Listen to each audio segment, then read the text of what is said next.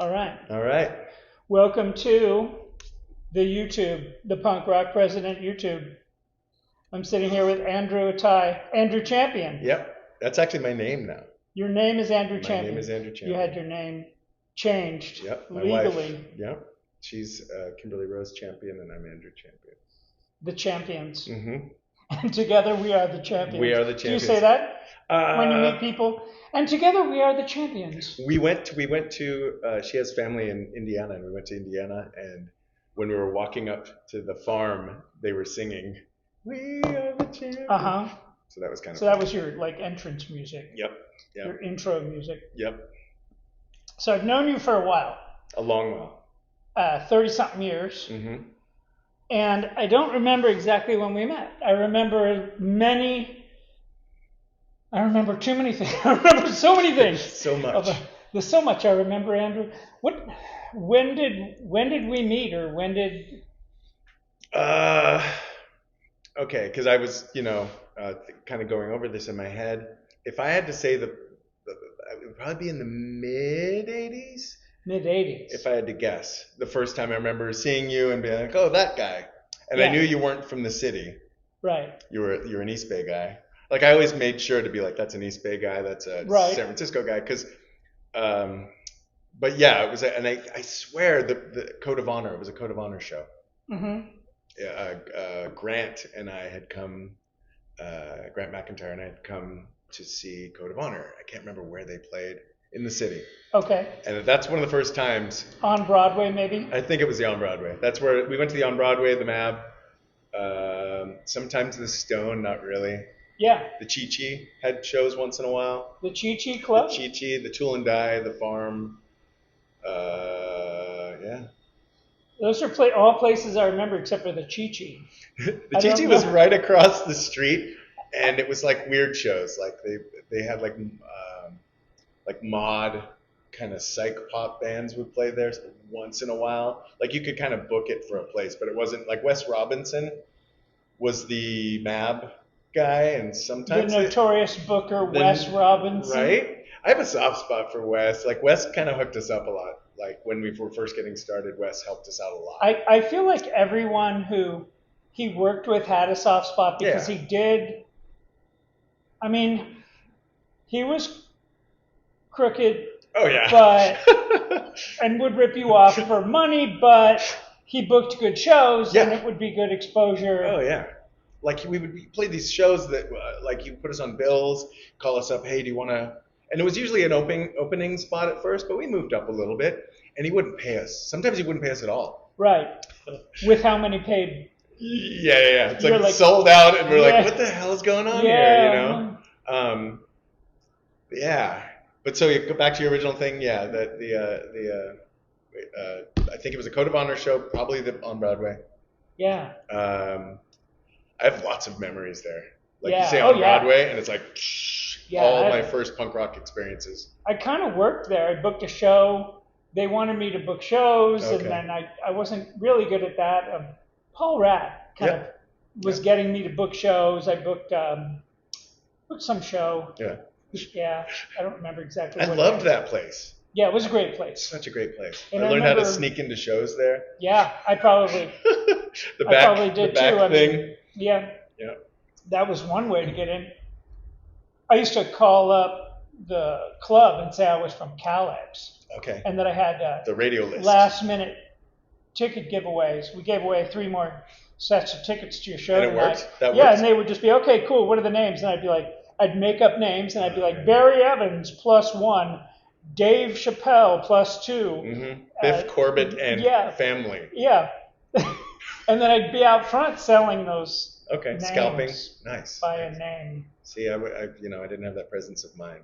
Well, I was older. I'm a little older than you. It's cool. Yeah. So we knew each other from shows. Yeah. And we eventually met each other probably around Gilman days. Like where we were talking and hanging out. Yeah, like when I was a key holder or a coordinator at Gilman in the 90s. Yeah. Early 90s. Early 90s. I was a neighbor to Gilman. Yeah. I lived right around the corner. The Tannery? Yeah.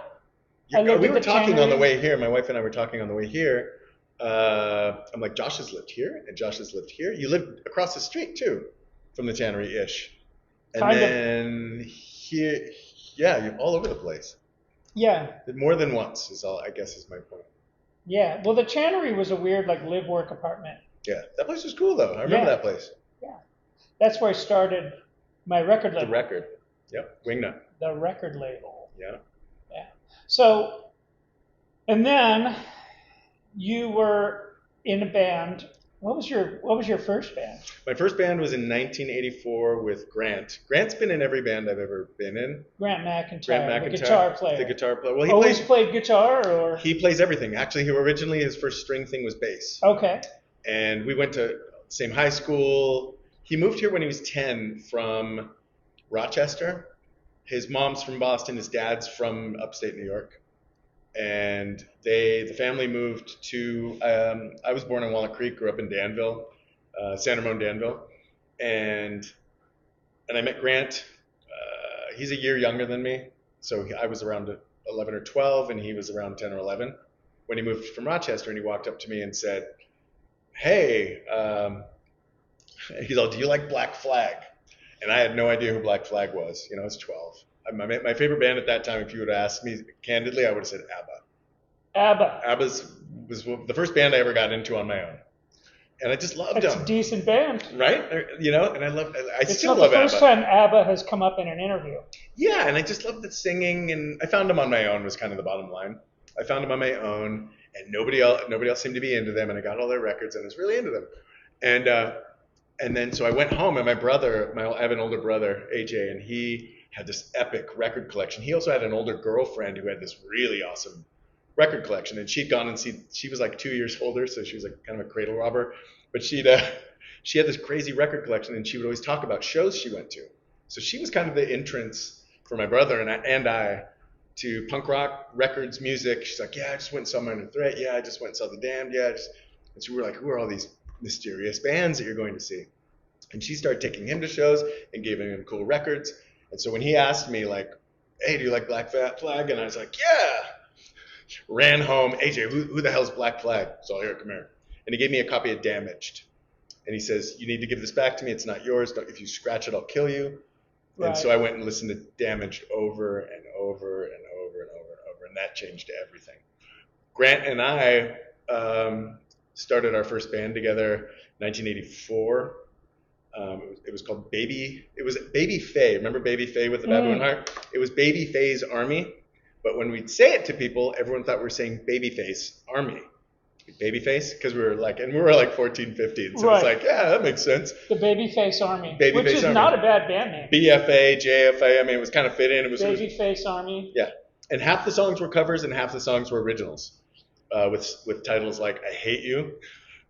Angry upper middle class suburban kids, I hate you, moms, actually we would never say anything bad about my mom, but yeah, one was called I remember I Hate You, and we covered Stepping Stone and Louie Louie. I mean, you were ahead of your time, really. Yeah, I mean, at least for Danville, we're way, It must have been hard being out in the suburbs. Well, I came from a really tough home. Yeah. Not to get dark here, but like I came from a really, really, really abusive household. And so Grant's mom always knew, like, oh, if Andrew's here, it's okay. And she knew why I was there. I was sleeping over. So it was like friends. A refuge. Yeah, and then when I discovered punk rock, I didn't want to be home ever. Right. So I was leaving home and was effectively not at home anymore. And finished high school, kind of sleeping on couches and being homeless and. And my parents didn't squawk about it because this is pre-protective child protective services. Right. But I was always away from home, and so punk rock was a huge refuge for me. So when I discovered punk rock, I'm like, oh, these weirdos. They didn't fault me for anything. You could talk about crazy stuff that was going on at home. Yeah. Give you an outlet. Give me an outlet. To talk about what was really going on. Yeah, and like Grant and I both loved that. Both of his parents were, rest in peace, they were sweet people and they tried their best, but they were kind of big drinkers. I've only been over to eat at that house once, and it was just it was super rough. because they're drinking so much. Because in my house, drinking meant somebody's going to get a beating. Anyway, but yeah, punk rock was great. First band. It was just what you needed. It was just what I needed. Came right on time. Yeah, exactly. And my mom always supported exactly whatever we were doing, you know. So it sounds weird. Oh, my mom supported it, but my mom was just like way ahead of her time. She supported anything weird or creative or anything Grant and I were doing. Grant and I were in the Dancehall Crashers together. Oh yeah. In 1989. I mean, Operation Ivy was still around. Right. Tim and I were like best friends and hanging out, and kind of he'd call me and I'd come pick him up in my truck and we'd go wherever, we'd go to shows. And whenever he would do a new project, he did little side things. And whenever he'd do a new project, he'd call me up and he'd make tapes, like recordings of them, and listen to them. And he'd call me up and we'd listen to him. And he at his parents' house in Albany, and he lived down in the basement. and we would drink beer and listen to these recordings. Downfall, I think I got to listen to that. I have a copy of it somewhere around. But yeah, and he was like, Tim's always been like a very good like judge of like this guy's got something going on. Yeah. And he would always be like write down lyrics and always be in a band, and like he had these kind of like, you know. He was making zines. He was speaking of way ahead of his time. Right. Like he was always involved. He had his hands in so many different pies, and like he was always like, "Hey man, come do this. Hey man, come do this." Yeah. You know, and if he it works out cool, too. He did it with everybody. Like, yeah. I mean, not as much as you. I wasn't like besties with him because I was like the older guy. Yeah. Already having a kid. But he would do it with everybody. Yeah. You know, like if he saw you had a penchant for something. Oh, Andrew's a singer. Yeah. Come on. And he'd invite me. Sometimes it worked out. Sometimes it didn't work out. But like, yeah, he brought me into the Dancehall Crashers, and I started. So Tim was in Dancehall Crashers. Mm-hmm. Tim and Matt it was Tim, Matt, me, Joey Schaff playing keyboards. Remember Joey? I know you want to do that, but it's probably coming through the microphone. Oh, don't do that. It's okay. We can edit out me telling you that Joey you probably Schaff shouldn't do that. On keyboards. Who was on keyboards? Joey Schaff. Okay. Was on keyboards. And I called up because I used to hang out with kind of a skinhead rude boy thing. Yeah. In Berkeley, and some mods, and I knew Eric Larson. Yeah. Who played drums for like a rock steady reggae band called the Liquidators, who were amazing. And I called up Eric. I was like, "Hey man, do you want to come play drums?" It's Tim Armstrong and Matt from Operation Ivy, and they were still in. You gotta keep in mind they're still in Operation Ivy, and Matt and Tim lived on Kane Street. Right. Do you remember that house? I think so. After Operation Ivy shows, it would like everyone would go to the Kane Street house and woo. Well, I know that Tim worked right here, right on the corner at Ramona's. That's right. That's right. Which is right. Yeah. We're recording here on Gilman Street in Berkeley at. And I worked across the street. I used to work at Boogie Woogie Bagel Boys. Oh yeah, right there. And it's still a bagel shop. Half a block there. So we're in the zone right here. This is the Gilman zone. Street, 5 blocks down. Gilman the Club is 5 blocks down. We're at 1312 Gilman Street, which is. I could probably tell you, as you probably could, and I do it in Oakland too. Like I got a story, and I drive my wife crazy. Every block. I'm like, she's like, I know. And if I tell the same story twice, she gives this. She loves. I do that. Me, I'm like, I lived there. Yeah. God help us if we pass anywhere near Adeline. I'll be like, oh, it's a mess. Yeah, it's a mess. Don't get stressed out. No, don't get stressed out. She's very patient with me. Yeah. So tell me about the Dancehall Crashers. That was a big band, right? It was big, I think, and this is my opinion. I mean, Tim and Matt were in it, you know, and it had Jeremy Goody, who was in Big Rig with. I mean, the East Bay bands. We had a joke when I lived at Adeline Street that you could put your head out the window and start a band, and that was based on because Screw 32 had lost Jamie. Remember Jamie? Yeah. We lost Jamie. And so we were like, oh man, we got a tour booked. We just got signed. Mm-hmm. We just gotten signed to Fat Records. And we're like, shit, we need a drummer. And I remember I was sad because I'm like, oh man, I've got all this great stuff going on. We don't have a drummer. And I was sitting in Mikey Weiss, the Dancehall Crashers, later on bass player, lived at Adeline Street. And I was sitting in his window like this. And Mark Mortensen was walking by covered in paint from a job because he was painting houses in between bands. And I go, hey, Mark. And I was joking because I'm like, Mark, Steve was in Sam I Am and whatever. He's in all these huge bands. I'm all, he won't want to be in Screw 32. And I go, hey, Mark, you want to be in the band? He's like, yeah, what time's practice? And so that was the thing. I'm like, you can just poke your head out the window and start a band in Berkeley back then in the East Bay. Yeah, we say now that the East Bay queercore scene is like a dozen people in 12 bands. Right? Yeah. A dozen people in 12 like, bands. Same kind of thing, like the vibe. Yeah. And everybody had been in everybody else's bands. Like you were in what? Flipper, Fang. Yeah, Tapping. I got on stage and I played with Flipper. I took my turn in Fang and yeah. Who else? There was a bunch of other Poor bands. Impulse Control. Poor Impulse Control. We played the beginning of with Tony. Yeah, and then we did. I had a band called Absolute Music. I was in a band. Well, I performed with Absolute Music at their only show at Turk Street at the Sound of Music. Yes. That was really early. We played with Paul Pott. Okay. That was like 79 or something. Okay. And that's like the famous Jack's skateboard team. Oh yeah, I know a bunch of Jack's guys. Like Absolute Music, as if it was a band, but it was a band one night only. Yeah. And Paul Castile, I think, was the singer. That's crazy. Jack's team. Yeah. And those guys. I mean, there's a whole side. I tangent a lot, so that's very tangential. But it works for interviewing. But Brett Reed and I skated a lot, so we knew all the Jack's guys, and all the Dogpatch Wino guys, and that's how I knew Mike Burkett and Fat Mike, and that's how later on he's like, oh yeah, and I was kind of roadieing for Rancid, and when Rancid got signed to Epitaph. Fat Mike, who was a big fan of Operation Ivy, was like, hey, Tim, you're on the same label. This is great. And so we were going over to Mike's house all the time. But yeah, the Dancehall Crashers later on got onto Honest Don's. So incestuous. Oh, sorry, I keep hitting the table. But it's so kind of incestuous, the East Bay scene and the people and the musicians, because there's so many good. Yeah. I think it's all like, you know. Yeah.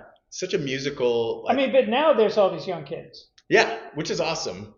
Yeah. You know, like Gilman Street's completely changed. My friend hit me up last night. Hey, there's a show at Gilman. Will you come? And I'm like, who's playing? And they're like, hey, all these bands are playing. I'm like, I haven't heard of any of that. I had to clean my house. I'm like, I can't go out tonight, but I want to support. Did you say I had to clean my house? Yeah, I was cleaning my house, but I want to support local music. It's like you know, but at the same time, messy house, messy brain. You know. Yeah. So you want to keep your place clean. Yeah. But the last time I did that, do you know that band Pity Party? Yeah. With Sarah Levine, and I was like, Ilya Slotkin was like, come down, check out this band, and I was kind of, I gotta clean my house, I gotta whatever, and I went down, I was like didn't they play with Jawbreaker? Yeah, I think they played. They played some good shows. Jawbreaker show. Did they? When Jawbreaker got back together, they had their very first show at Ivy Room, and that's on my YouTube. Oh, that's right. And then I was there. I got into that one. And then the next night they played in San Francisco, and I couldn't get in. Right. Like the people at that club were just not having it. They were just not having it. It sold out, and that's our story. And we're sticking to it. I'm on the and Calex we weren't list. messing around. So all night long we were standing in front. Okay. The diehards, me and Thea and Sean were all sitting on the drummer of Jawbreaker's car. Okay. Like, so crazy. From outside. Okay. But that's life. Sometimes you can't get in. And sometimes you do. We used to usually get into shows when I was a teenager. Oh yeah. Well, when I was a teenager, before I could be like, well, I'm with so and so, or I know so and so, and get on the list. That's my dad. That's my dad. You liar. But when I was a little kid, you had to figure out ways to sneak in. 21 and up. Rat Scabies from The Damned snuck us into a show. Okay. In San Francisco. I got an autograph from him. He was so nice. It was like, oh, we're going to get pizza across the street. Do you want to come get pizza? I was like, you're the coolest guy. That was a life changer. I've had the big life changers for me were Rat Scabies. I mean, The Damned. It's The Damned, right? They're like when you're a punk kid, they're rock stars. They're the band. That's your rock star. Dave Vanian, probably the biggest influence on me. Super cool. I mean, I loved The Damned. I love The Damned. They were probably they probably are my number one favorite band of all time. And punk rock. So let's back up. There was something that happened in the 90s. Uh-huh. I was working at Gilman a lot. I was there a lot. I was at every show, There's a closing lot out of the bands. show, A lot of bands. seeing a lot of bands. Fugazi was still working the could side still door. play there. Yep. Crazy like Bikini Kill. Oh yeah. Bratmobile. Spit Boy. Yeah, Spit Boy. Neurosis. All the bands were starting. Paxton Green Day. Paxton Quigley. Green Day was nobody. Yeah. Yet. They were playing. Yet. And they were playing. They were opening. Yeah. For like all these other bands sometimes. Yeah. They play with everybody though. Mr. T Experience. Right. All those bands were happening. The Lookout. And then there started to be your band, your new band, Screw 32. Yep. And then So our first show was with 15. Yeah. And they'd say what everybody says at Gilman Street when you're the opening band, and there's nobody in there. And we didn't care. We were like, we don't care. Because 15 wasn't even a big They band. were big, but they had to do a cumulative show to draw. Who was it was Matt Waxman. Remember Matt? And Jesse had just stopped booking there. So it was like Jesse was hanging out at all the shows, smoking. Remember he went through a cigar stage? Jesse Townley, Jesse Blatz, would smoke cigars. It was so obnoxious. And he thought it was hilarious. That sounds terrible. Yeah. But you could smoke whatever inside of Gilman at that time. Oh yeah, back then like people would go and it was a thing. You went to the club bathroom, get wasted, hide your bottle somewhere, and then everyone was drunk, but you never saw anyone really drinking. Right, because that wasn't allowed. But they would tell you, play, the kids will come in. Start playing, the kids will come in. And that time, I said, guys, don't worry about it. There's nobody in. There was literally nobody in the club, and we're like, let's just play our hearts out. And by the time we'd finished playing, a few people had come in. But we had such a great experience. I'm all, that was great. Our first show ever was in Santa Rosa at a place called Cafe This. And this very sweet guy he'd been burned in a fire, like head to toe burned. And like just it was really heartbreaking. But he's the sweetest guy in the whole world. That like after about 2 seconds talking with him, not like I cared anyway. I had a very dear friend that I grew up with who was also burned in a fire. So I was like, it wasn't a thing. But he set up the show for us, and it was like Brett Reed. It was this very bizarre group of people who came to see this show. Brett Reed was there. Steve Ziegler. Do you remember Ziegler? Yeah. Who did all the photography? Steve was randomly there. Just good show, guys. There wasn't a lot of people. Not very many people came out. Nobody. It was Brett, Steve Ziegler. I think they were the only two people there. Yeah, I lived with Brett. Brett and me, Tim Armstrong. So you got your roommate and your best friend to come. Yeah, and Steve. Right. Steve was friends with Josh Kilborn, who was our first drummer. But that's right. Yeah. So Screw 32 got together. Started in '93. 1992. 92. Yep, early '92. And then you guys did you tour? We didn't tour until '94. Okay, so you didn't tour until you had a record out. Mm-hmm. And you had well, we didn't have the Wingnut record. The Wingnut record wasn't out. Okay. But we had that until the end of '94. Yeah. So we got the record came out, so we were able to have it when we came back. Like literally when we got home from tour, right? You gave us test pressings. I remember you gave us these test pressings. We were so right. All of us ran home later. And we so what is Wingnut? Like you just like okay here. No, let's switch seats. No. Okay, you're interviewing me now. Yeah. What is Wingnut? I don't know. Well, I saw an interview with Davey Havoc. Okay. Where he explained it. I wish we could have just kind of segue into that. Because he explained it perfectly. Well, here he is now. Ta-da! Davey, come on in. No. But he said that you came up, said, hey, you want to do a record? Yeah. I can put a little money into, we can go to Art of Ears. Making a record. Because you knew all the people. So you're like, hey, we'll go to Art of Ears, Andy Ernst, because I had started a record label. I'm starting a record label. And then I put out Ours was the first, right? Band. It was my first, yeah. Well, I had put out a 7-inch or two. For Fang? No. What was it? What was the first one? No, Sammy was still in jail at that point. Oh, that's right. Yeah. No, I put out a 7-inch for maybe Sub-Incision. Was that what it was? I don't remember. Okay. Honestly. But ours was the first album. Yeah, it was the first full-length LP. And so I did this. So I put out Screw 32, Unresolved Childhood Issues. Yep. And it came out on LP and CD. And it was such a great recording. And the sequence is wrong. Do you remember that? It's still wrong. I don't know. It's funny. Well, because we had that hidden track at the end. Was it the layout guy? No, that was It wasn't Winnie's fault. Winnie Wintermeyer. Right. Who I met at met at a party, at a Fat Records party. Yeah. Winnie was just in the back, just smashed. And it's like, oh, well, Winnie! I can't even imagine him drinking. I thought he was straight edge. I thought he was too. Or maybe he's just kind of very animated. I apologize if he's straight edge. But I don't know. He was just... He's around. He was very excited. I love that guy. I love that guy. He did such a good... You should. Yeah. You should have like what do they call that? The album people. Right. Yeah. Album people. But yeah, so it was us, and then we were kind of interchangeable with AFI. You guys were. It became a thing, like you and AFI. Yeah, and like we were trying to kind of figure out some things. I don't know. I think Jeff Kresge was the only one who had ever been in a band before AFI. I might be mistaken. They can correct this, but I think he was in something 77 in Pennsylvania. Okay. I wish they were here to get all this accurately. And so I had asked Davey if he wanted to put out a record kind of after. Doug, I guess Davey said that Doug said, we did a record. It's awesome.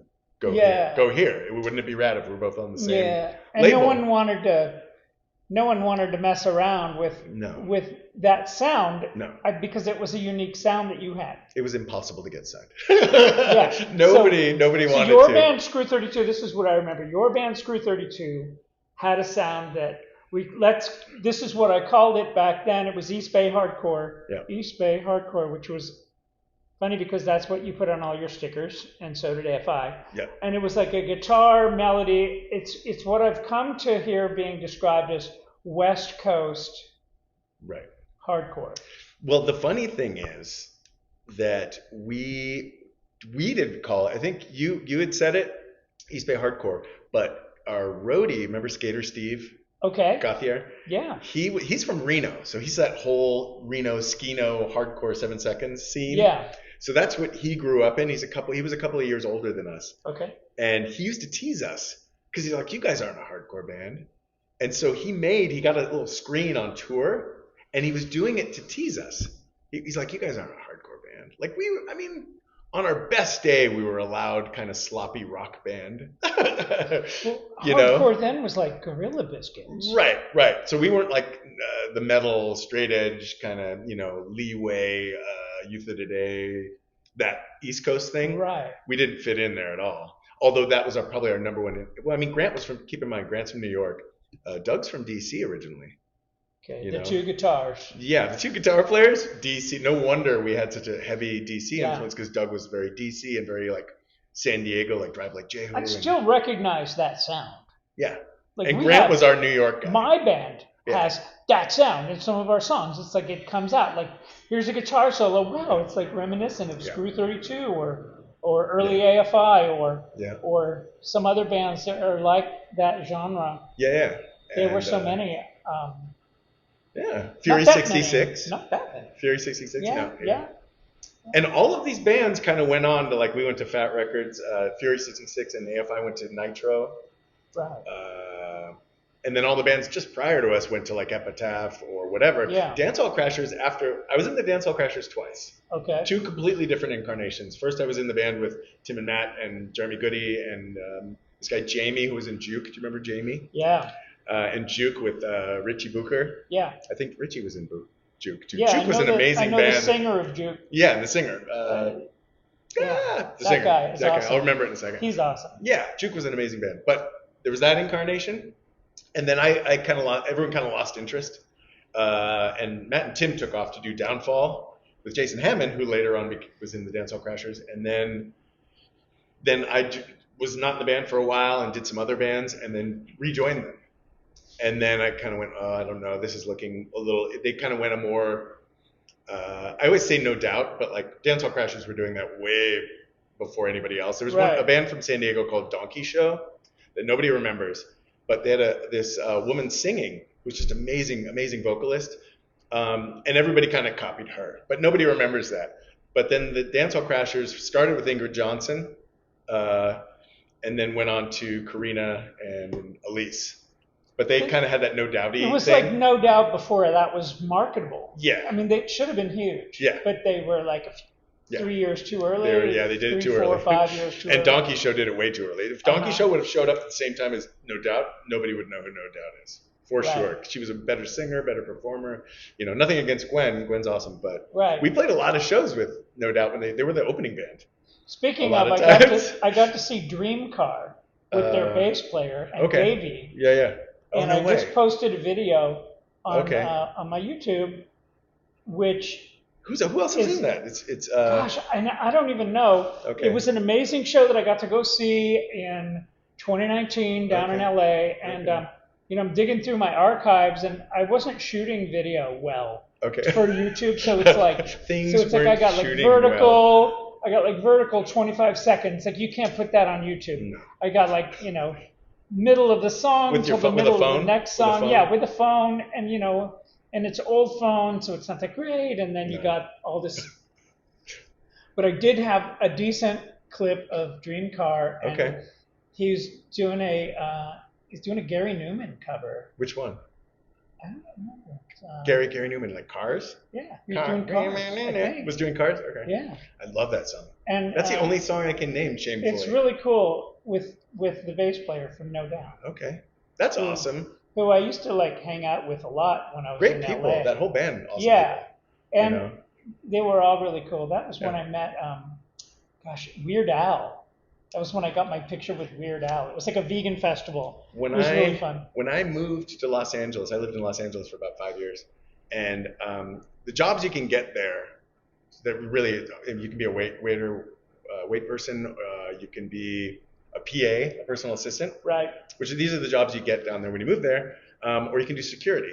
And I did security on Hollywood Boulevard at the Virgin Megastore, and then I went across to do security. I knew a guy who did security at the Jimmy Kimmel Theater, and so I started doing security there too. So I do both, and I do Grauman's Chinese Theater also for like openings and stuff. That was a cool job. So I was either working at one or both or all three. Like I do the day shift at the Virgin Megastore, and then I go across to Jimmy Kimmel Theater and do backstage. Anyway, but I would do where I was the guy in the jacket, who would walk with, make sure nobody touched them on the talent on the way to the stage at the Jimmy Kimmel. And Weird Al did something over like a book signing, I think, over at the Virgin Megastore, and then did Jimmy Kimmel's show. He did a little thing on there. And so I did security for him, and he's the strangest guy in the whole world. Like he's really weird. Like that name fits, Weird Al Yankovic. And his wife didn't talk at all. Like his wife was with him the whole time, and she's like that the whole time. It was just weird. The name fits is all I'm saying. He was super normal. Yeah. When I met him. Yeah. He's not like he's not out, but I mean he's a strange guy. He's not like just really normal. I guess you want him to be extra. Are we digressing? We're digressing about Weird Al. He's like a person you want him to be extra. Yeah, but he's not extra. He's like a regular dude. Yeah. Jerry Lee Lewis. I did security for Jerry Lee Lewis. Wow. He was amazing. Red flag. Rest in peace. Yeah, he's got like. He wouldn't make it nowadays. Well, yeah, you bump into. Can I go pee? Yes, you can go pee. We're gonna have to edit that though. I know.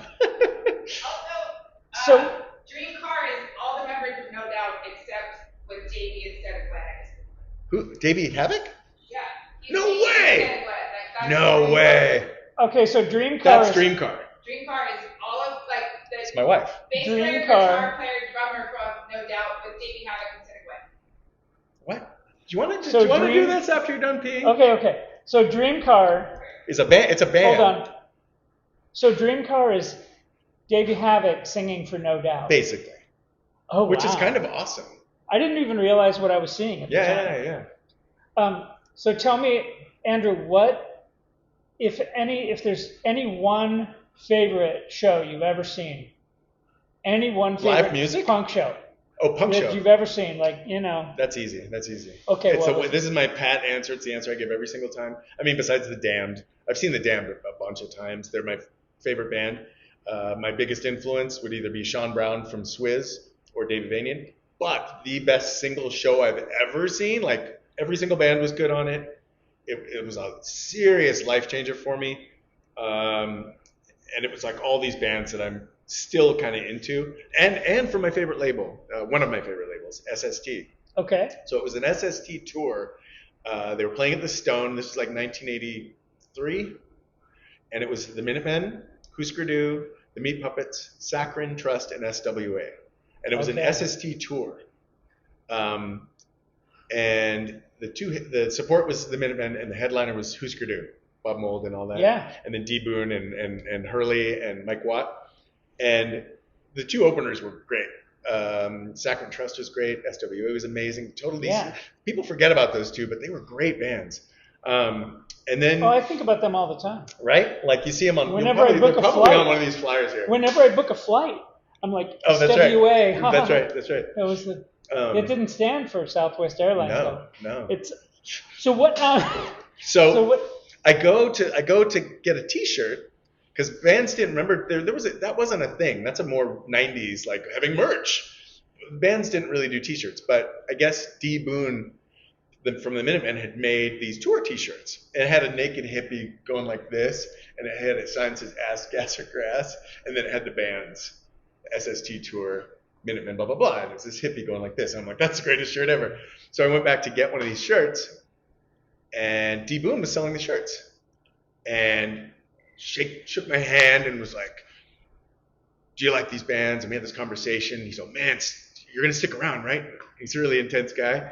He said, stick around for Husker Du, man. They'll blow your mind, blah, blah, blah, all this stuff. He's just really intense guy. And he's huge. He's this really tall, big guy. The Minutemen got on. He took off and goes and gets on stage. And it was one of those jaw-dropping, life-changing. I was like, yeah. Like, I'm going to start a band. I'm going to sing in this band or whatever they'll let me do in this band. Originally, I was a drummer. I played drums originally. Oh, cool. And not a bad drummer. But then I kept showing up to practice, and if the singer was late, I'd go screw around on the mic. And Grant's like, you should sing. You know, Grant was always pushing me, you should sing. Not that you're a bad drummer, but you should sing. And so I ended up singing. And I had trouble staying behind the drums. I didn't like sitting there. Yeah. I liked running around and stuff, so. Yeah, it's hard to imagine as a bass player. But that's the single best. And I've seen a lot of shows. That's the single best. It's just mind blowing. And then Husker Du got up there, and they're different bands. So it wasn't like, oh, they were better than them or they blew them off the stage. It was like the Minutemen got up there and did. They were amazing. And the early Husker Du. Oh, so good. It was amazing. Yeah. Candy Apple Grays and Arcade. Yeah. All genius. Yeah. I got to roadie for them. For Husker Du? Yeah, one show. Okay. I was like, I don't have any money, guys. I was like early to the club. Carry a cymbal. They played at the Indian Center. Oh, yeah. And they're like, well, we'll get you in. Yeah. That's from a Gang of Four show. Nice, but nice. yeah, Husker Du played at the Indian Center, and I roadied for them, and I didn't catch the bus. I missed the last bus back to the East Bay, so I had to crash with them at Joe Biafra's house. Yeah, I slept on like a Barco lounger, like one of those fold back chairs. Yeah. Remember that? They bought me a burrito. They were hella cool. That's awesome. Yeah, I talked to Bob Mould about it later, and he was like, no, I'm sorry, kid. I don't remember you. I don't remember that. But, he's like an awesome, well, local, Sugar. What was the other band he did? Sugar. Celebrity. But that's an album. It's like a San Francisco celebrity, though. He's around. Yeah. And still playing. Yeah, and awesome. I've seen the Bob Mould when that. I think the album's called Sugar, not the band, but Sugar. Bob Mould and that was his the band. Slims. Yeah. It's a later band. Yeah, and fucking amazing. I was like, oh. And I love his voice. I love a unique voice. Like, what's his name from Replacements? Paul Westerberg. Yeah. Like that voice. Like they weren't like. It's funny because most of the bands I really dug didn't sound like punk bands, but I really liked that they're like, I don't give a fuck. Like the Minutemen were playing funk and jazz. What was your first Replacements? Your favorite Replacements album? It's a later one, I think, and it's what is it? Pleased to Meet Me. Pleased to Meet Me. Yeah. Was the one? Well, because I got into them way later. I wasn't like the hip crowd. I always got into everybody way later, and would pick the weird album. Well, think about the kids. Think about the kids now. Yeah. Everything's way later. Yeah. Like, what was your first punk band? I saw a kid who had this. I was in Walnut Creek, and this kid had this Offspring. You know, the flaming devil head thing. Yeah. Tattoo on his hand. He's like, oh, I love the Offspring, and he was speaking about the. I mean, Offspring are a good band and whatever. They were a band. Yeah, I loved the Offspring. They were a punk band. Well, they were a gothy metal band. And they came out, the first time I ever saw them, they came out, because Rancid had just gotten signed, but Rancid played Coin Court, and they'd made this stage over the barbecues in the backyard with this big wooden plank, and they're like, don't move. So all the bands had to hold still, and the Offspring came out and just killed it. I was like, who are these guys? All black and gothy, spooky metal. Was that the Offspring Rancid Green Day show? Yeah. Where they all opened for the Insaints? Yes. And I think the Insaints were headlining, and she peed on people. I was in that band. Oh, that's right. You're in the Insaints. I forgot that. I'll never forget that. She goes, come here, boys, and all these fraternity brothers came up, right. and she turns around and pees she on them. leaned back and pees on them. like a lawn sprinkler. It was impressive, really. And then they all ran like they were going to catch the plague. Yeah. And then she took off her shirt. Oh, yeah. And they all ran back. Yeah. And then I think she peed again. It was Daniel, Marion, trick. you. It was a trick. Who was the drummer? Greg. Daniel Marion. Yes. Gregory, Daniel had that Gregory powerful mohawk and the goatee, which always was such a bizarre look. I love that guy. He's great. And they're Modesto people, right? Modesto they were. People. Marion and Daniel were from there. Yeah. And Daniel's doing a lot of music stuff too. Yeah, still. great band. And you always knew she was going to do something insane. Well, I mean, that was her thing, you know. Yeah. Marion was a one-of-a-kind person. Yeah. So, and the sweetest, nicest person, you know what I mean? So, excuse me, I got to go play. Come here, boys. Well, you wouldn't mess with her. Whoa, you wouldn't want to have messed with her. Hell no. Yeah. She was like a very thoughtful, very kind, very easy to talk to, easy to get along with person, but like on the street, like you'd want her to have your back. Oh yeah. Like she was tall and kind of. She was she's from Modesto. Yeah. Those people are tough. She was a brawler. They're not building wimpy. She was a brawler, and she probably had weapons. Yeah. She was rad. That's crazy. She was great. Yeah. But yeah, so that was a big show at Coin Court. It was, and that's the Offspring, and then title. Green Day was on the bill. They were on the bill. They were like in the middle, I think. It was like Rancid played there a lot. Rancid because Tim liked to keep things very street and very as grassroots as he possibly could for as long as possible. Right. Like when they started having to play bigger shows. So they bigger were shows. signed, but they didn't have a record out yet. They had that. I think I'm going to get this completely wrong. Yeah. Again, I wish they were here, but I think it was the Battering. They did Lookout and Fat.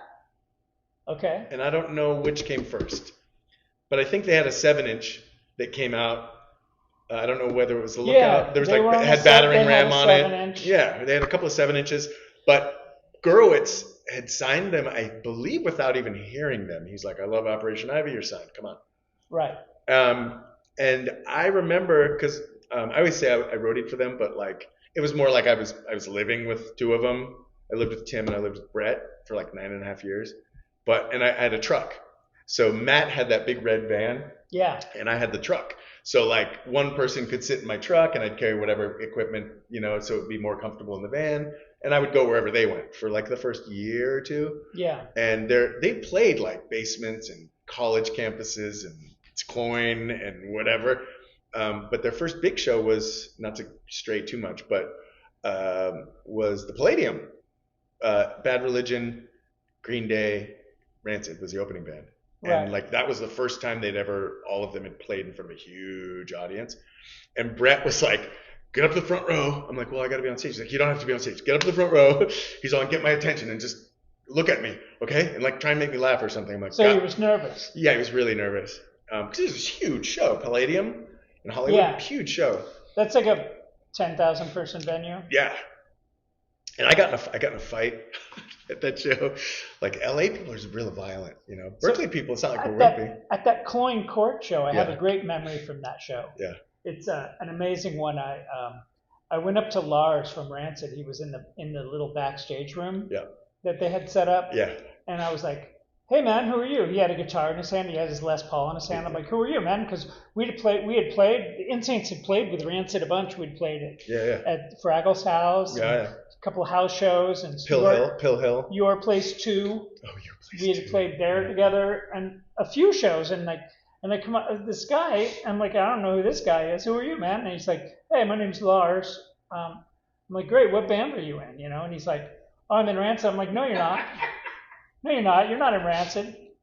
Tim plays guitar in Rancid. Yeah. Are you warming his guitar for him? And he's like, no, I'm in Rancid.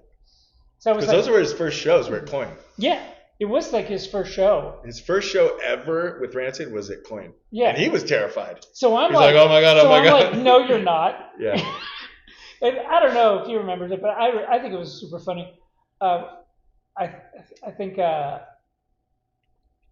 he had a little. I think he was a little bit bummed about that. He had just gotten in the band, and everyone knew who he was. After about a week, everyone knew who he was. I didn't know Rancid had 2 guitar players now. Yeah. Like, where was the press release? Well, they practiced at 20th and Telegraph in the room that was Crimpshrine's room and Operation Ivy's room. This tiny, like it's where it was like from the end of that table to here. Yeah. It was like really small, the smallest practice room ever. It smelled.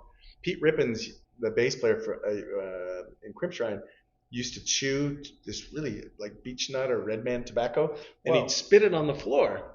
And that room was infamous. There's no air conditioning, nothing. You'd lose 5 pounds just at band practice. And be nicotine poisoned. And and the steam would make this spittle smell. So you'd go out smelling like spittle. It was awful. And there was a sofa right outside the room, and at one point there was a TV, but some genius threw a 40-ouncer through the TV, and so you couldn't watch the news or whatever. And there was a soda machine that someone put a case of beer in once. And so I'm sitting there watching the TV, and Billy Joe walks by, and I'm like, "Hey, what's up?" And he's like, "Oh yeah, it's right there." And he goes in, and then he was playing with them, and I was like, "Wow, okay." And then they took off, and I was like, "What the hell was that?" You know, because I'd go there to listen to them practice and give whoever a ride. But yeah, then I was like, they were looking around to get a second guitar player. Oh, so he was trying out for Rancid? He wasn't trying out. I think he came down to see what it sounded like. Because Tim always liked to experiment with sounds until he got it dialed in. And here's my understanding is that they said, "Hey, would you come down and just play so we can see what 2 guitars sounds like?" Yeah. And you know what I mean? And I think he wrote a song for them. I think Radio is Billy Joe, Tim. I think it's either a collaboration or whatever. But yeah. Maybe. But yeah. I think I've heard that before. Yeah. So tell me about. This has all been amazing. And it's great to go down memory lane with all this stuff because I was around all through this too, you know. But when Screw 32 was like touring, how many national tours did you do? 23 or more. So you went across the country. We actually sat down and figured it out one time. So you went across the country like 23 times. Well, we used to say, because bands would be like, "Yeah, we're touring and we're going out on tour and touring." And the first band we ever went out with was Youth Brigade. Right. And like. I remember you always talked about Youth Brigade. You always would talk about H2O and those guys being hella cool. Bouncing Souls, your buddies, and playing all these great venues in New York that it took me a while to be able to ever get out to like see them. Yeah. Well, we the Bouncing Soul. I don't remember exactly. Tell me some stories about Joe Sib, who was on K-Rock. Might still. I don't know if he still does that, but Joe Sibiano, who was in a San Jose hardcore band called Frontline that later turned into Lifeline, which is more kind of open. Oh yeah. But they were in Frontline, which is a San Jose hardcore band. Joe was in a band called Wax, and I think Doug met Joe first. Joe started getting us on these great shows, and I think Doug would remember. Joe would remember this better than me. I think that's the common denominator of how we met Youth Brigade. Because I think Wax hooked us up with them. "Hey, how you doing? I'm Sean Stern. These are my brothers. We all talk the same," you know. And we loved Youth Brigade. Youth Brigade was the Stern brothers. Stern brothers. And so we went on tour with them. And the Stern brothers hooked us up with everything. Can you believe Margie, my band played punk rock bowling? Can you believe that? And we're going to again. Punk rock bowling. It's amazing. Yeah. The Stern brothers. But yeah, so we go on tour with them, and I'd never seen Another State of Mind. And so we go on tour with them. It was about a month and a half, I think. And Johnny Two Bags, who's in Social Distortion now, was playing guitar for Youth Brigade back then. And we get home and we go, and like Sean loved us right away. He's like, these guys are awesome. Because we were trying to be more of a hardcore band. We like play fast and loud and jump all over the place and break things. And so we were really pushing that angle and trying to find ourselves as a band. But he loved it. He's like, whatever the hell it is you guys are doing, I love it. He goes, hey, you guys want to come back to Venice to the BYO house and hang out and whatever? And so we go that day and we're hanging out after that tour. And it comes up that I'm the only one in the building who hasn't seen Another State of Mind, the tour movie with them and Social Distortion, like in the late 70s or early 80s. Yeah, early 80s. Early 80s. And so Sean's like, would you like to go watch the film with me? I was like, sure. And so we went and watched it. Sean and I like, hey, dude, like watching this. So I got to watch that movie after going on tour with them, and it's a movie about them going on tour. It was very strange. And then I realized the edge of the bed that a bunch of us were sitting there watching it with Sean, was the bed that's at the end of the movie, where he jumps on the bed. That bed was the bed that we were all sitting on. It was very strange and surreal. Yeah. But Youth Brigade is the band that hooked us. That's a good story. Isn't that great? Yeah, I like that. I used to do Sean Stern. I used to do this. We from another tour. Or no, it wasn't a tour. I can't say I've even met the guy. He's awesome. He's an amazing human being, super smart. All three of them are. Mark's, they all cover different bases. And the bottom line is, we say don't fuck with the brothers. Because the three of them, they're like Texas. Yeah. You don't mess with the Stern brothers. They're like this tough LA mob skinhead thing. And they're very old school and they know everybody. Well, I right? mean, if you want to play punk rock bowling, you don't mess with them. Yeah, pretty much. Well, we were, it's another story. But so I was in the garage and unloading merch, and Mark's talking to Sean. Sean's next to me in the garage, and he goes, hey, so, and they all kind of sound that way. And Sean's the deepest. He goes, hey, man, blah, blah, blah, and this and that and the other. I'm like, you know what? I've always thought you were an idiot, Mark, and blah, blah. Mark pokes his head out like, Andrew, goddammit, because I was doing this, I was sounding like Sean. Oh, okay. So. But yeah. So you kind of pranked them. I pranked him. Big prank bit. But yeah. Their mom had their mom come in and meet us. That was kind of your thing. You were like a pranky, zany. Loved pranks. Yeah. Don't get into a prank war. Cranky, zany guy. Yeah. We got into a prank war with a band called Heckle, who was also on Wingnut. Right. And we had to all right, we're out. This is They were a really good band. They were a great band. They just put out a record. They just put out a new record, very recently. So that's Heckle, New Jersey, hardcore. Awesome I went to the punk rock flea market in Trenton, New Jersey, and I shot a bunch of video of me looking for Heckle at the punk rock flea market. Were they there? No, I couldn't even find anyone. I stay at Chris's house. Anything about I got all Heckle. his info. No one who knew anything about Heckle was at the Trenton, New Jersey punk rock flea market last year. Okay. Well, him and his wife Jenny, they have 2 or 3 kids. They live in Orange. Don't tap on the table, Andrew. They live in Orange or Bergen County. It's probably just coming through the microphone boom, boom. And we stay with them.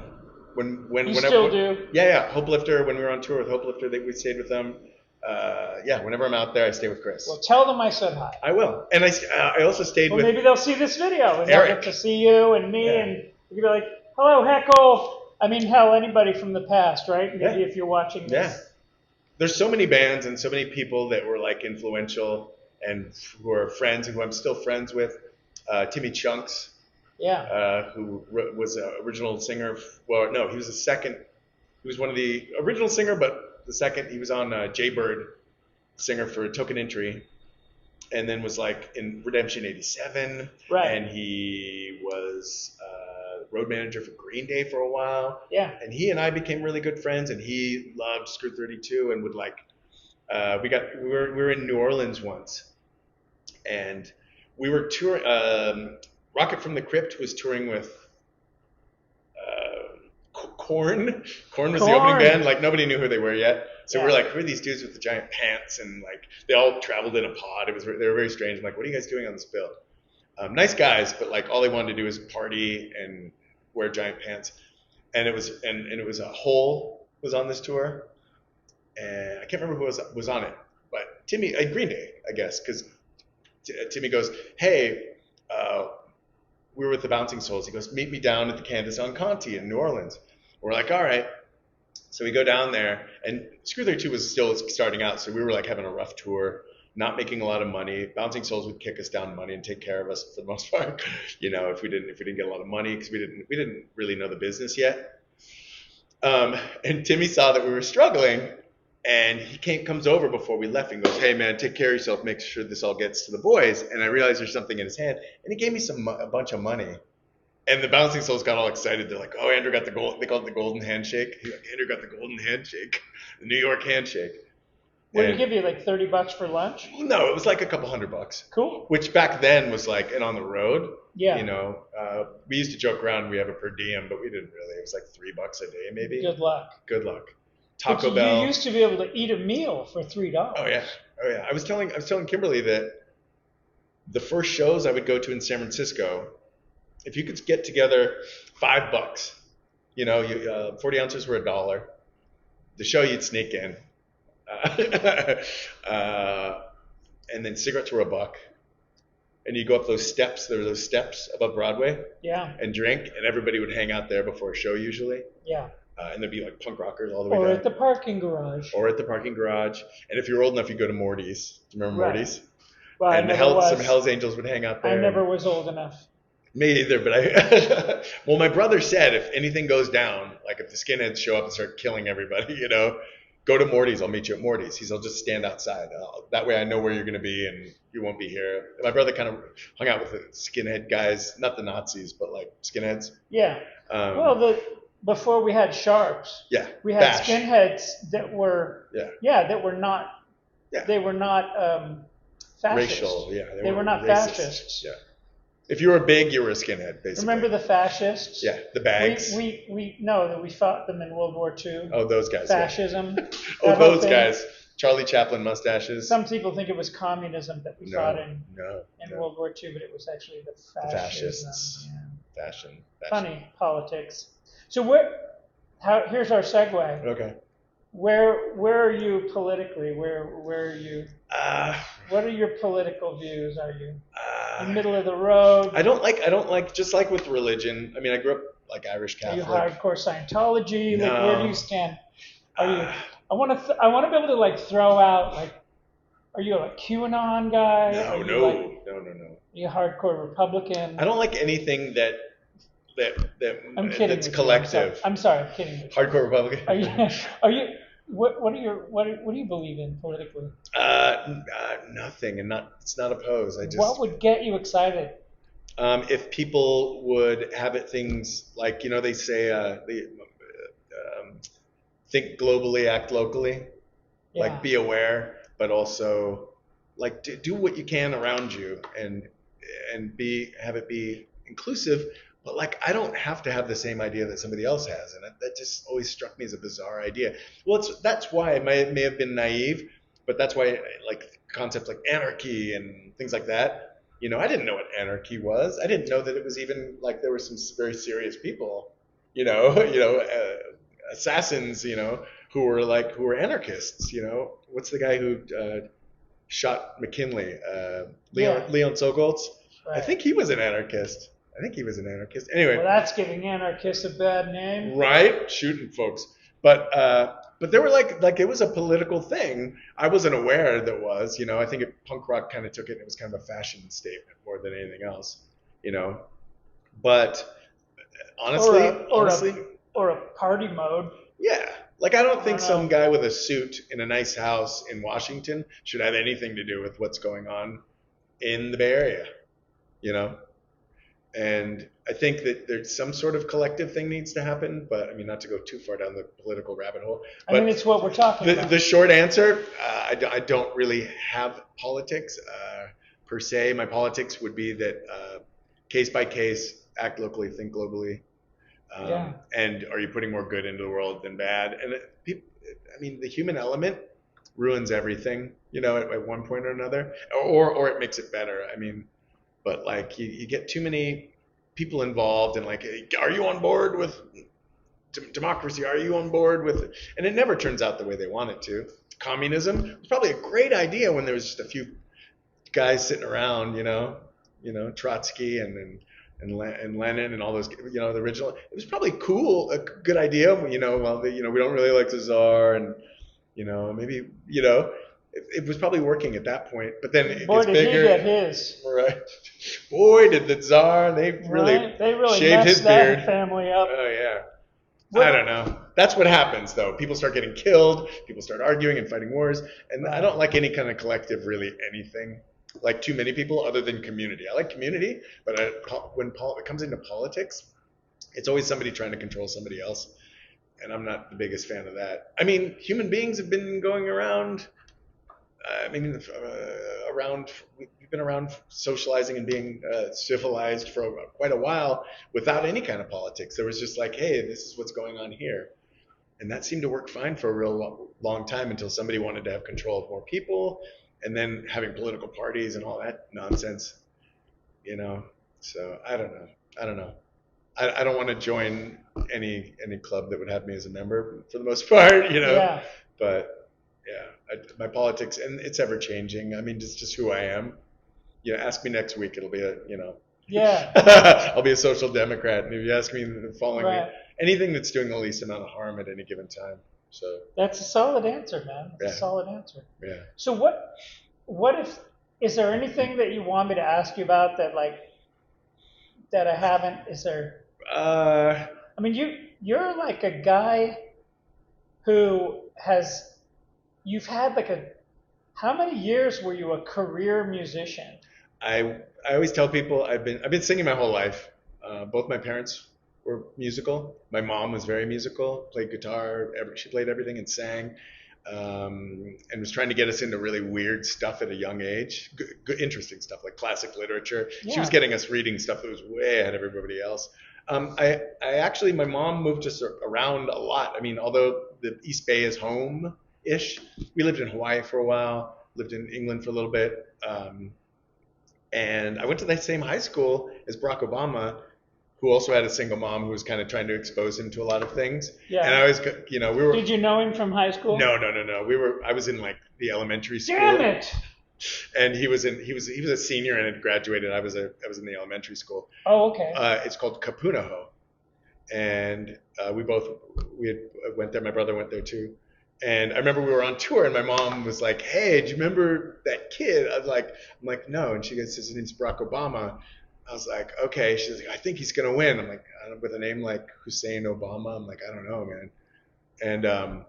And sure enough, he won. We all voted for him, and he won. But yeah, my mom was that kind of thing where she was trying to expose us to a lot of different things. My dad wasn't really around a lot, But you were a musician. You played in bands for like 30 years. Are you still in a band? We're doing Screw 32 is not really a band right now, but it's not completely off the table. Well, you had that great reunion. We had a great reunion. That was only a few years ago. It was 2016, yeah. And that happened for almost a year. When I was looking up your number, I saw the last text we were texting about that show. About the show, I saw that. I was like, yay! I'm like, oh, but that's not your number anymore. But no. I was like, oh yeah. You're like, are you gonna come? I think bring some shirts, or you were like, bring some CDs, or we found a bunch of CDs. You don't need to bring any. Yeah. They still have CDs and LPs. Oh, really? Probably, maybe, unless I already gave them all to you. You gave me a bunch. Okay. Maybe I did. But we recorded with that group, that lineup. Yeah. Grant and I were the only original members in that lineup, and we recorded 6 songs. Okay. And with Andy Ernst at Art of Ears.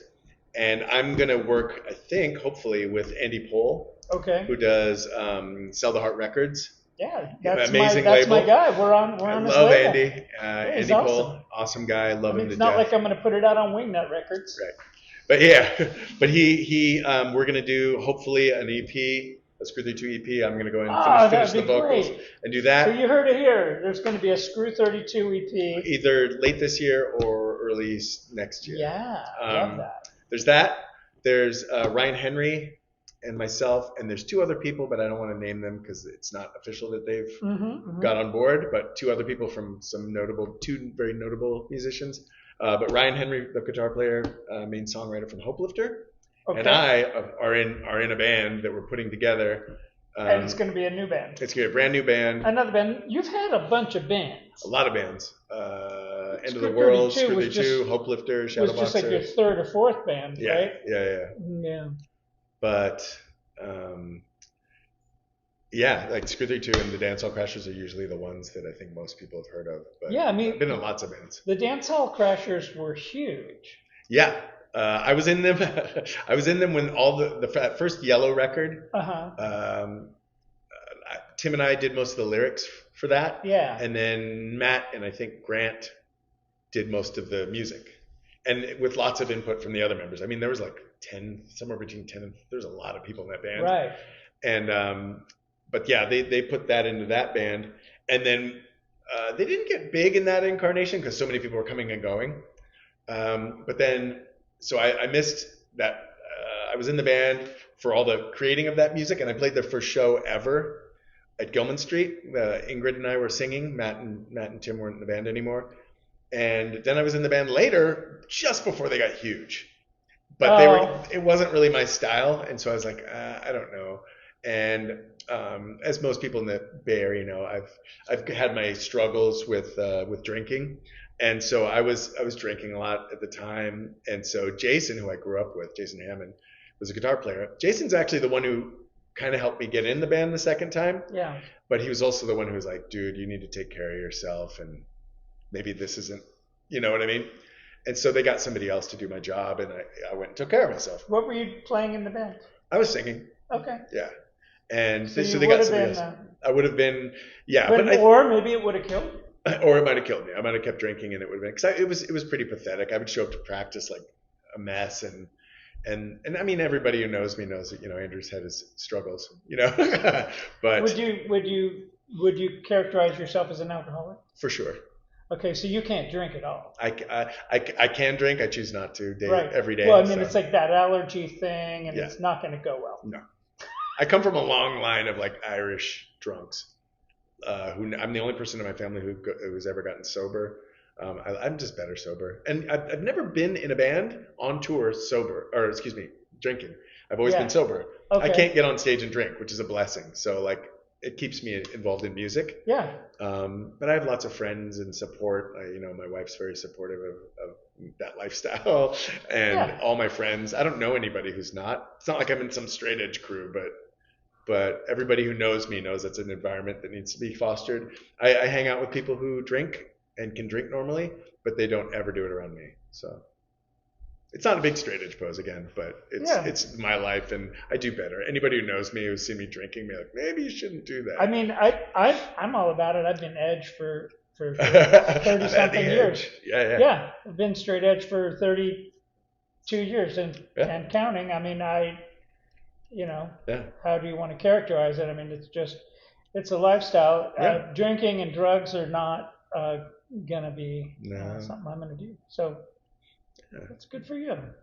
But I'm like, as far as singing goes, it's like I always tell people if I'm like I love singing, and it's like if you find out I died and I was singing at the time, just know I died happy, you know. Right. It's what I love to do. It's kind of like the one time when the first thing I ever bought with my own money was a microphone when I was like 13 or 14. I bought this. I went down to the local. I saved up and had a paper route and all this crap so I could save up money. Yeah. And went and bought this Shure SM58 little studio mic, and I kept it in the box and I would carry it around with me. I was a very strange little guy. But that got you. Oh yeah. That got you somewhere. It got me somewhere. I wish I still had that microphone. I had it. I would bring it with me and plug it in, and everyone's like, "We have mics here." And I'm like, So. You've got your sentimental SM58. That's right. I don't have it anymore. I lost it somewhere along the way, but I wish I had that. Yeah. Well, Andrew, it's been amazing to catch up with you. It's been fun. Thank you for having me here. I can't believe what a long road it's been. Oh yeah. And getting to catch up with you and are you going to show this? Go over the book that you brought me. The copy of Stephen King It. Yeah. Well, because I was telling Josh that I'm half coffee. There's someone asking if we can get coffee. Yeah. 7, I don't know. We're at the cafe and a guy tried to barge through the door Yeah. asking if we have coffee. Yeah. You got any coffee? Not on me. No, we have Stephen King It. We do. Well, because I like to bring a gift, so I figured this is a cool. And I wrote a little something in there. You can read it later. You said it's the custom. Yeah. Well, I'm half. My mom was Irish, and my father was Iranian. Okay. And so you go in Iranian culture, if you go somewhere, you don't ever go empty-handed. Without a gift. Yeah. Usually it's like they'll bring like a tray with like, or flowers and like fruit and nuts. I know it sounds strange, but you always bring a gift. If you go somewhere, you bring a gift. And so this is part of that. I just do it kind of by default. Nice. So. Yeah. All right. Well, it's been amazing. Yeah. I'm doing the YouTube thing today. I got 100 subscribers. Nice. On my YouTube channel. Right. Yeah, which you have to start somewhere. Yeah. I mean, there's nothing to really brag about with 100. Yet. 100. Yet. $100. 1 million. We're going for 1 million by the end of the week. We're going for 1 million, but it's going to take possibly longer than my lifetime to achieve that. That's right. We'll start with 100. Will it to your kids. Will it to your children. Right. Yeah. This place is awesome. Thank you. Yeah, I love this. This is amazing. Yeah, this is my my go-to YouTube backdrop, the Mabuhay Gardens, all these flyers from all these shows. I don't think I have the Cloyne Court flyer. I don't see it anywhere. You have some weird ones like the Elite Club. Like who even? Yeah, there's a bunch of different flyers. There's a bunch of different bands that I was in. We've got No Alternative, In Saints. What the heck's this? What's the 1839 Geary? What was there? That was the Temple. Oh, the I Temple never went there, but yeah. I know of this. They stopped having shows there, I think, in 1980. Yeah, well. Or 81. Well, are you old enough to remember when this wasn't so much a club? I went to my first show at the Mabuhay. But it was more of they had a restaurant. Yeah, well, they like still Filipino. did. And if you went to a Saturday show, it was free spaghetti night. No way. Okay. Because when I started going there, it was just the club. There was a horrible thing that happened. At some point, somebody caught the cook, like doing his jerking into the spaghetti. Oh. His own special sauce. And all the punks were like, no the more spaghetti, and that was the end of spaghetti night. Like someone caught him fouling up the spaghetti sauce. Yeah, really bad. And the lobster bisque, like Fight Club. Adding this to the lobster bisque. That's just a little off-color thing I remembered, but. Yeah. Well, Gilman Street in the candy store, somebody put acid in the water. Do you remember the water tank? Oh, the water to drink? Yeah, and everyone's like, that's an urban legend. No, it was not. Somebody actually put acid in there. And there was one night. There was a night where everyone was like, I was like, what the hell is happening? Like, only if you drank water. Only if you drank water. So all these, thankfully it wasn't a straight edge show or something. But I remember that night, like everyone was how many little kids? A bunch of little kids were drinking the water. Because it got hot in there. It got really hot in that club. In the old days, I don't know, what happened, but well, they installed a ventilation. Did they? Okay. Yeah. Well, we the heater. Do you remember we played a benefit to buy him a new heater? Right. Because the old heater. The big gas heater. The big gas thing, and we're like, well, we'll do a benefit, and we'll buy you a new heater, and we actually had to play 2 benefits because we didn't have enough money on the first one. But. Remember when they replaced the side door of Yes. Gilman Street Yes. in like 1993? Yes. When I had the record label, the side door of Gilman, the original one. Okay. Was my desk. Oh, I remember that. Well, because dude, what's going on outside? There's somebody screaming. It's Gilman Street in Berkeley. Anything could happen after dark. Right. Do you hear that? Oh. Do you hear that? Crystal Maxanta's having a hard time. Oh, the guy who looked like Gandalf. You shall not pass. Oh, that's sad though. That makes my heart hurt. Well, he sounds like he's sick. Is he sick? Or is he just screaming? Can't tell. Is he right? He's like right here. Oh, poor guy. Wow. That's sad. That makes my heart hurt. We get a lot of things. So there'll be. Now that I know this is here, you're in trouble. A person who comes in and grabs money out of the tip jar. Oh, that's it. She just reaches in. Like the toy thing where you grab the little bear. Yeah. or whatever. Yeah, we think she got about $26 on Saturday, and That's then a she good came haul. in on Wednesday That's a good haul. and got another few bucks. I mean, it's beer money, man. Yeah. But it's one lady. Yeah. We got her on video. She's local color. There was I worked at Blondie's on Telegraph. Yeah. And Tim worked there too. There was a guy named Isaac. Yeah. Who got us both jobs there. You remember Isaac? Yeah, just ignore the retching in the background. I know there's somebody throwing up in the background. And there was a guy who used to reach over and grab money out of the register and run. Right. Oh, wow. And like bold move. Bold, strong work there. Bold move. All right. They can tell that we've got our microphones up. Yeah, he came here just to make that. The retching noise. I was always the guy who would help my friends if they were sick. Right. Like I would clean up bar if it was a grant or something. I would clean it Sure. up. But like I would help him out, give him some water, clean him up. And barf never freaked me out too much. Well, because I was around it a lot. My parents were always throwing up and being drunk, so it didn't freak me out. But like, so that doesn't freak. Like some people hear that noise and they lose it. Yeah. Not me. I try to be thoughtful whenever I make a retching noise for fun. Because Like some people it really like triggers their gag reflex, and you can make someone. Oh yeah. Like hurl. Right. Do you want to get him some water? No. What do you need water? He's not. We can't do anything. You don't want to get involved? Well, not while the cameras are going.